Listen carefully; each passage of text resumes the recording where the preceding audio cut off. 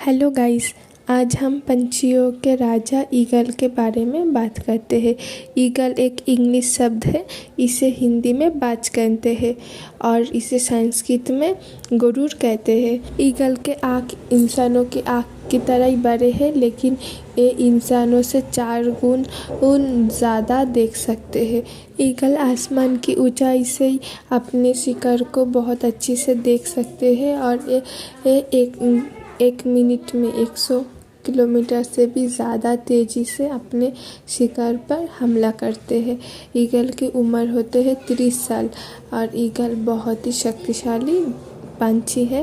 ये बहुत बड़े बड़े जानवरों के भी शिकार करते हैं।